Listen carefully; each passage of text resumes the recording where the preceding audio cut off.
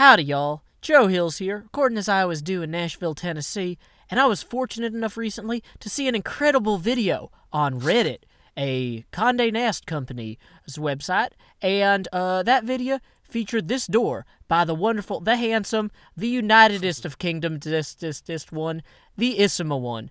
And I saw this video, which left me speechless because the video itself was speechless. Xisuma did not talk once, much like this introduction. And I was just like scratching my head and going, wait, I see that it has water and that it is in the shape of a door, but I don't know how it works. So I asked Xisuma, explain this to me like I'm an idiot. What is this? How does it work? Run me through it. Okay, well, the concept behind it was that you could have water like this as a walkway, except I wanted it so when you went through it, the water wasn't there and it was easy to walk through. So that's exactly what it does. You don't even have to stop. You can walk straight into it. Let me just do that again. So the timing is right. I can walk straight through. And yeah, you don't have to do anything else. So the way I went about doing this was, first of all, I put these pistons on the sides so that when you activated the circuit, it would get rid of the water. And then from that point, I needed to also stop the water from flowing down and make the bottom a way for you to walk across without going down into a little ditch or anything like that. So if you follow the wire under the pressure plates, it comes round from either side and feeds into this block here. And this is a one-tick pulse. Are you familiar with this? It takes the pulse of the pressure plate that would have been many ticks and shortens it down to just one. Yes, and then you'll see that it travels into this block where it's got a torch, which is then going to power. Sorry, something's wrong. Oh no, sorry, the wire's powered there, so that torch is turned off. And when it turns on, which will be one tick, it's going to power the redstone above it, then the redstone on the glowstone going all the way up to the top here. You see that? Yes. Okay, so that's what causes it to push out quickly and then retract and remove the water like that. Now, at the same time that it's doing that, the one tick, when it goes into a sticky piston, creates a T flip-flop effect because the piston will extend and retract, but it won't pull the block back. So we can change the state of this wire up here. And this is actually a bud switch. If you look where it's powering the block, it's powering it like adjacent to it, a diagonal. So when this block here gets updated, like that, it extends. Can you see that? Okay, this piston is the one that extends. Okay. Yes. Well, they're both in the same state. And I think I've now broken my own circuit. I'm not sure if it will repair itself. Yeah, it does. That's good. So now it's turned off and both of them have been updated. It's going to stop the water from flowing downwards. And then when you go through it again, it retracts the pistons because they've been updated again. They realise that they're not powered. But then it creates the bud switch again at the top with the T flip-flop. And you've got the exact same thing going on down the bottom again, a one-tick pulse on these two sticky pistons to create a T flip-flop, which push the pistons in the ground there upwards. And that is basically how it works. Now, I've seen some people compact it since as well and show other ways of doing it. But the thing that I like most about this is if you look at it from the side, it's almost like a one-wide design, so it can be flush with a wall. So you can put your wall going across like this with not too many limitations. On the other side, though, you have to do it slightly different. But yeah, unfortunately, I couldn't get it to be exactly one wide. Oh, it's still really impressive. So, one thing that maybe I should understand, but I don't. So, can mobs not run through the water? Or do they not see you to run through? Is that... Well, I was going to put that in the video, actually. I just wasn't happy with the testing. Different mobs behave differently when you're on the other side of the water. But in general, they tend to just walk in and get stuck like this. At least zombies did. And because I'd done all of this in the snapshot... Did I do it in the snapshot? Yeah, I think I did.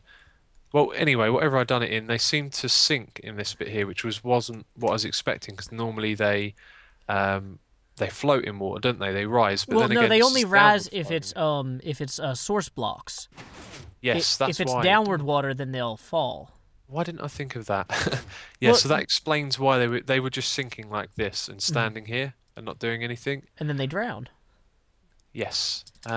So I guess it would have been good for creepers and zombies, but not for skeletons because they could stand there and shoot you. And I'm guessing spiders, you'd kind of just walk across. I'm not sure what they do. Yeah, they'd probably go right through it, wouldn't they? Yeah, but I guess you could probably double the width of this without any real trouble. Oh, no, no, Oh no. wait, no, you If you made couldn't. this wider, then you'd need double extending pistons on the sides, and then it could get a bit tricky. Oh, no, I didn't mean wider. Like the door would become 3 by 3. I meant like if the pit here was 2 by 2, Got ya. if that makes sense. Yeah, But you could possibly do that. I guess you'd have other issues with the bud switches and the flip flops and. I don't think so much issues, just redesigning. You might have some trouble with the wiring as well, because if you've got two lots of pistons next to each other, and you put two lots of blocks like this, then the wiring's just going to be different. It's not going to power the pistons, because you need the redstone wire on the glowstone to point into the piston for it to work, because it doesn't power the glowstone block. But do mobs actually see you through the water, or do they just sometimes wander over? I guess is the real question. They see you. They see you through the water. Oh, okay.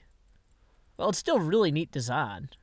That's why in the video I didn't put mobs and stuff in. It was because it was kind of an afterthought that it could also stop mobs coming through or drown them, etc. But it's not really that's not really its purpose. It's just purely aesthetical. So this could be an Aesthetical internal door. door.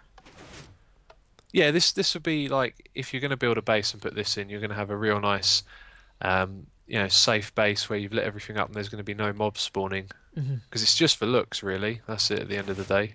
Is there And any I reason you think couldn't do it with lava? people have done it with lava. I didn't really investigate because I haven't got around to it yet. But here's the thing: lava updates slower, Oh, so it would take so more time it, to. it creates a problem with the bud switch. Okay, right. Oh, because there it you go. triggers the bud switch when those blocks update. Exactly. Oh, that's So I've interesting. tried it with different timings on the repeaters, and I couldn't quite figure it out. And then someone I think showed me a solution. It was, if I remember, let me try. Let me try and see if I can remember the solution they posted. I've got a feeling this is wrong. No, yeah, that's wrong. I can tell straight.